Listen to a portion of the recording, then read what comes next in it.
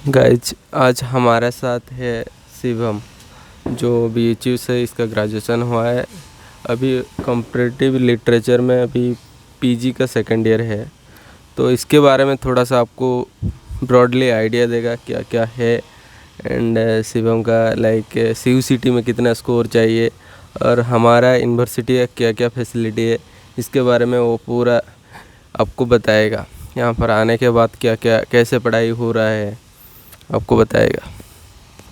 हाय Shivam. Hello, हाय। धन्यवाद आपका introduction के लिए। तो मेरा नाम शिवम कुमार है, जैसा आपने बताया, और मैं BHU से आया था यहाँ। मतलब BHU में तुम्हारा ग्रेजुएशन क्या था? ग्रेजुएशन मैंने वहाँ इंग्लिश लिटरेचर किया है। 2019 से 22 का बैच था। और जब मैं थर्ड ईयर में था उसी समय अप्लाई किया था फॉर्म के लिए। और चूँकि उस समय कोरोना पीरियड चल रहा था और चीज़ें लेट हो रही थी, सारे एग्ज़ाम्स डिले हुए थे, तो CUT का, और उस समय पहली बार NTA CUT का एग्ज़ाम करवाया था, जो बहुत सारी सेंट्रल यूनिवर्सिटीज़ और स्टेट यूनिवर्सिटी भी शायद भाग ले रही थी उसमें। तो उसका एंट्रेंस मैंने दिया CUT का।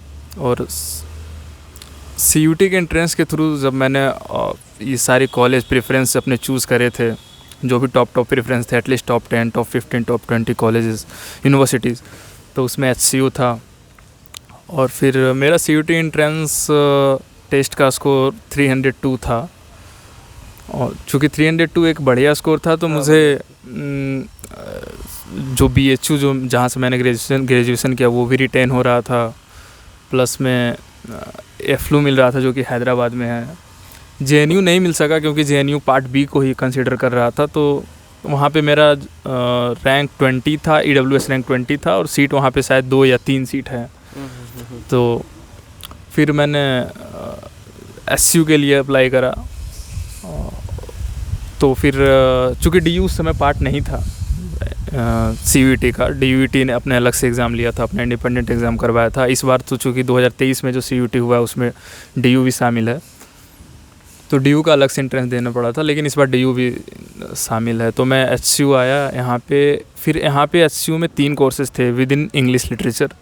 यहाँ पे विद इन इंग्लिश सब्जेक्ट जिसका एंट्रेंस एग्ज़ाम दिया था, उसमें तीन ऑप्शंस थे। English literature, second comparative literature, और तीसरा इंग्लिश लैंग्वेज स्टडीज़। लेकिन मैंने यहाँ पे चूज़ करा कंपैरेटिव लिटरेचर।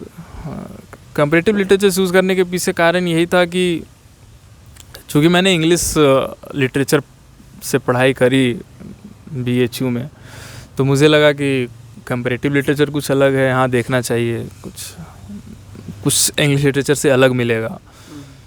तो कंपैरेटिव लिटरेचर लिया, और अलग है भी यहाँ पे। आप चूँकि कंपैरेटिव का मतलब ही होता है कंपैरिजन, यहाँ पे आप अलग अलग लिटरेचर का कंपैरिजन करते हैं, कंपैरेटिव स्टडी करते हैं। और इसमें कोई लैंग्वेज की बाउंड्री नहीं है, कोई नेशन की बाउंड्री नहीं है, किसी चीज़ की बाउंड्री नहीं है। आप इसमें फ्रेंच लिटरेचर भी पढ़ सकते हैं, आप इसमें संस्कृत पोइटिक्स भी पढ़ सकते हैं, आप इसमें तमिल पोइटिक्स भी पढ़ सकते हैं, इनकम, और इंग्लिश लिटरेचर है ही, हिंदी लिटरेचर भी पढ़ सकते हैं, जिस चीज़ में आपका इंटरेस्ट हो।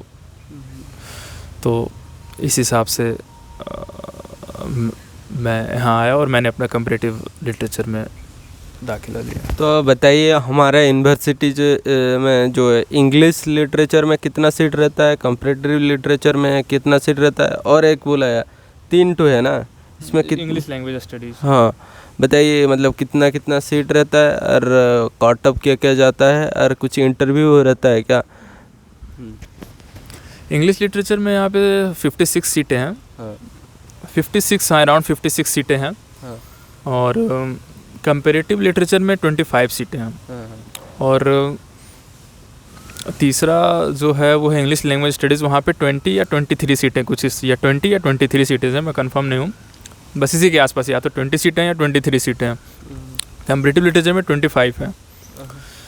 और कट ऑफ की बात है तो ज़्यादा कट ऑफ इंग्लिश का जाता है, इंग्लिश लिटरेचर का ज़्यादा, क्योंकि वो बहुत सारे बच्चों की फर्स्ट प्रायोरिटी रहती है, और कंपैरेटिव लिटरेचर से बहुत ज़्यादा बच्चे अवेयर नहीं होते हैं, तो ज़्यादातर अप्लाई करते हैं इंग्लिश लिटरेचर के लिए, तो उसका कट ऑफ थोड़ा सा हाई जाता है। तो पिछली बार जैसे जब मैंने एंट्रेंस दिया था तो 400 नंबर का एग्ज़ाम हुआ था। तो चूँकि मेरा 302 मार्क्स था तो मुझे तीनों चीज़ें मिल रही थी। मुझे इंग्लिश लिटरेचर भी मिल रहा था, कंपैरेटिव लिटरेचर भी मिल रहा था और इंग्लिश लैंग्वेज स्टडी मिल रहा था।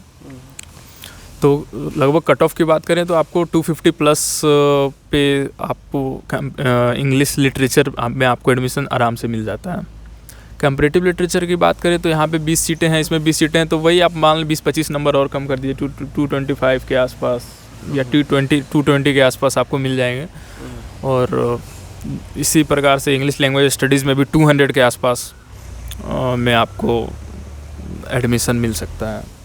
जो जब अप्लाई किया था उस टाइम में तुम डिसाइड किया था ना, यहाँ पर आने के बाद सब कुछ ऐसे लाइक 3-2 बारे में तुमको पता चला, थोड़ा सा इसके बारे में बताइए। जो लोग अभी अप्लाई करेगा, अभी तो नेक्स्ट मंथ है रिजल्ट, नेक्स्ट 15 को रिजल्ट डिक्लेयर हो रहा है, इसके बाद कैसे तुम अप्लाई किया था, यहाँ पर आके कैसे डिसाइड सब कुछ किया? नहीं, मुझे कोई आइडिया नहीं था कंपैरेटिव लिटरेचर का क्या है नहीं है। शायद कंपैरेटिव लिटरेचर हर एक यूनिवर्सिटी में और अच्छी यूनिवर्सिटी में भी नहीं है, जैसे BHU JNU ये सब जो अच्छी टॉप रैंक यूनिवर्सिटी है इंडिया की, इनमें भी कंपैरेटिव लिटरेचर की स्टडी नहीं होती। इवन DU में भी आपको एक कोर्स मिलता है कंपैरेटिव इंडियन लिटरेचर। तो कोई आइडिया था नहीं। और शायद 2-3 यूनिवर्सिटी है जो सिर्फ कंपैरेटिव लिटरेचर कोर्स प्रोवाइड करवाती है। उनमें से जो फेमस हैं वो एक तो HCU है, एक IFLU भी है, English and foreign language university, जो हैदराबाद में है और बढ़िया यूनिवर्सिटी है लैंग्वेज स्टडीज़ के लिए। और तीसरा जो है वो कलकत्ता में, वो भी बहुत अच्छी यूनिवर्सिटी है, जादवपुर यूनिवर्सिटी, कंपैरेटिव लिटरेचर के लिए। तो लेकिन मुझे कोई आइडिया था नहीं। तो चूँकि CUET एंट्रेंस स्कोर आने के बाद आपको हर एक यूनिवर्सिटी में अलग अलग अप्लाई करना पड़ता था, फॉर्म भरना पड़ता था। तो फिर मैंने जब हैदराबाद यूनिवर्सिटी का फॉर्म भरा तो उसमें मुझे 3 ऑप्शन दिखे, English literature, comparative literature, English language studies. मैंने तीनों में अप्लाई करा, तीनों की अलग अलग फ़ीस थी।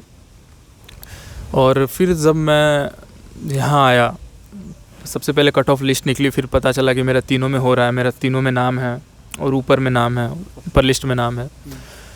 तो फिर मैंने यहाँ आके डिसाइड किया कि कंपैरेटिव लिटरेचर पढ़ते हैं। तो एक सडन डिसीजन था ये, कुछ वैसा सोच नहीं रखा था पहले से कि इसमें ही जाता है, या फिर मुझे चीज़ें पता नहीं थी इसके बारे में बहुत ज़्यादा। लेकिन हाँ, अब चूँकि फर्स्ट ईयर मेरा निकल चुका है, फर्स्ट ईयर का एग्ज़ाम हो चुका है, फाइनल कंप्लीट हो चुका है, अब सेकेंड ईयर में एडमिशन होने वाला है। तो हाँ, अब अच्छा लग रहा है, बढ़िया लग रहा है, बढ़िया डिपार्टमेंट भी है। और बताइए मेरे को, आपका जो उस टाइम एडमिशन कितना लिया था? कोर्स फ्री फर्स्ट जो एडमिशन लिया था, कोर्स फ्री कितना था? एंड हाँ, एंड इसके बाद क्लास कब से लेके, तो थोड़ा लेट में हुआ था लास्ट ईयर। हाँ, एंड कितना कोर्स फी लिया था? एंड हॉस्टल फ्री बारे में थोड़ा बताइए। कोर्स फ़ी करीब 5000 रुपीज़ है फर्स्ट सेमेस्टर में, 5000 रुपये है। और आपको कुछ money, security money as a deposit, match deposit लिया जाता है, वो 2500 है, प्लस कुछ इंश्योरेंस होता है यहाँ पे, जो कि बहुत अच्छी चीज़ें हैं। हाँ, वो आपको एडमिशन जब आपकी कोर्स कंप्लीट होती है तो आपको रिटर्न मिल जाता है। और तो करीब वही 5000 to 7000 के बीच में, यही आसपास कुछ रहा था। और आपने क्या पूछा? हॉस्टल। हाँ, तो यहाँ पे सबसे अच्छी चीज़ HCU के बारे में ये कि 100% रेसिडेंशियल है। तो आपको यहाँ पे एडमिशन लेने के बाद ये समस्या नहीं आती कि हॉस्टल मिलेगा कि नहीं मिलेगा। जितनी सीटें हैं उतनी हॉस्टल की भी सीटें हैं। तो ये कंफर्म रहता है कि अगर आपका यहाँ पे एडमिशन हो गया तो आपको हॉस्टल मिलेगा, और हॉस्टल उसी दिन मिल जाता है जिस दिन आपका एडमिशन होता है, उसी दिन आपका मेस चालू हो जाता है। तो ये चीज़ें बहुत अच्छी लगी मुझे HCU की, in comparison to other colleges जैसे BHU या फिर JNU, जहाँ पे आपको एडमिशन होता है फिर कॉलेज मिलने में समय होता है, हॉस्टल मिलने में समय लगता है। तो और बताइए, यहाँ पर जो क्लास का टीचर कैसा है और पढ़ाई कैसे होता है, मतलब यूनिवर्सिटी का पढ़ाई कैसे होता है compare to BHU and here? And तुम्हारा तो फर्स्ट ईयर में नेट क्लियर हो गया, थोड़ा इसके बारे में बताइए, मतलब कैसे पढ़ाई होता है यहाँ पर? हाँ, तो यहाँ पे सबसे अच्छी बात है कि यूनिवर्सिटी का जो एकेडमिक इन्वायरमेंट है वो काफ़ी बढ़िया है, माहौल काफ़ी अच्छा है। एक जो और डिपार्टमेंट की बात करें तो मैं अपने डिपार्टमेंट के बात करूँ तो तो एक अच्छी कोऑर्डिनेशन है स्टूडेंट और टीचर्स के बीच, प्रोफेसर्स के बीच, बहुत हेल्पफुल हैं। यहाँ के स्टाफ भी बहुत हेल्पफुल हैं, काफ़ी हेल्पफुल हैं, किसी भी तरीके के हेल्प हो, स्टूडेंट्स हेल्पफुल हैं। यहाँ के ओवरऑल एकेडमिक एनवायरनमेंट बहुत अच्छा है। तो ये सारी चीज़ें अच्छा है, और एक अच्छी यूनिवर्सिटी के लिए ये सब सारी चीज़ें होनी चाहिए जो इसमें है। और बाकी फैसिलिटी की बात करें यहाँ की, तो एक इंदिरा गांधी लाइब्रेरी है जो कि 24/7 ओपन रहती है। और सेशन जब मैं आया था तो यहाँ पे लेट हुआ था। पहला सेमेस्टर स्टार्ट हुआ था नवंबर ड्यू टू कोविड, क्योंकि एंट्रेंस लेट हुआ, एडमिशन फिर लेट हुआ। तो पहला जो सेमेस्टर स्टार्ट हुआ वो करीब मिड नवंबर में स्टार्ट हुआ था। तो फिर चूँकि लेट हुआ, लेकिन इसको मेकअप करना था, फिर से लाना था सही पटरी पे अगले सेशन से, तो काफ़ी रस हुआ। जैसे कि 2 महीने में पहला सेमेस्टर ख़त्म कर दिया गया, फिर दूसरा सेमेस्टर ख़त्म कर दिया गया, तो करीब 4-5 महीने के अंतराल में हमें पूरा 1 ईयर ख़त्म कर दिया गया।